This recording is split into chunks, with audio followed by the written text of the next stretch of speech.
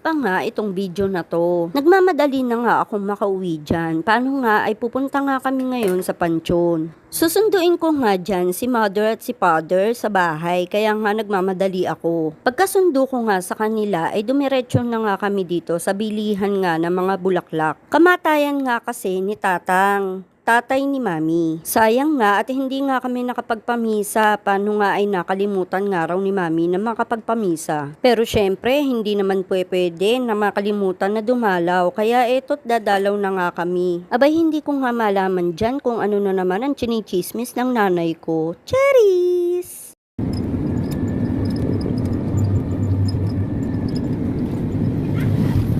Eto nga at papasok na nga kami sa may gateway to heaven dito nga sa Baliwag. Nagmamadali na nga ako dyan. Paano nga ay alas 4 na nga rin mahigit dyan. Baka nga ako mamaya ay sarado na nga to at hindi na nga kami papasukin. Pero buti na nga lang din at nakaabot kami at nakapasok na nga kami dyan. Dito na nga kami dapat liliko kaso nga ay may mga nakaharang nga na buhangin. Kaya sabi ko ay doon na nga lang kami sa may kabilang kanto lumiko.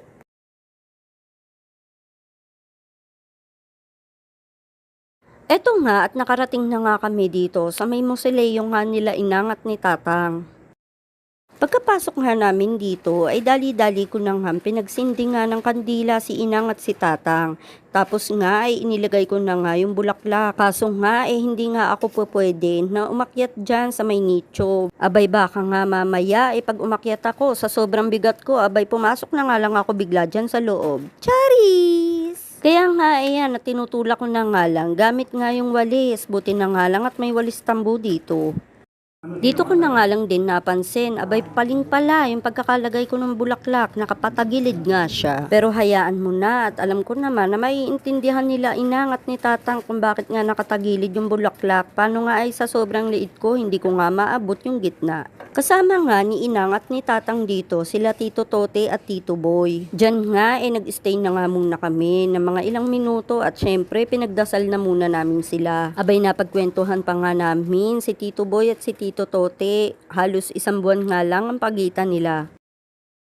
Maya-maya nga lang din nagkaayaan na nga rin kaming umuwi. Paano nga ang init nga dito. Diyan nga inaalalayan ko nga si Mami. Paano nga kasi hirap na nga siyang maglakad. Tapos nga medyo natataasan nga siya sa hagdan dito. Ayan, sige video pa. Nalaglag nga ang cellphone mo. Charis! Pagkasakay nga ni Mami at ni Daddy nga sa e-bike, ako na nga ang naglock ng gate dyan. At hinintay na nga lang nila ako dyan.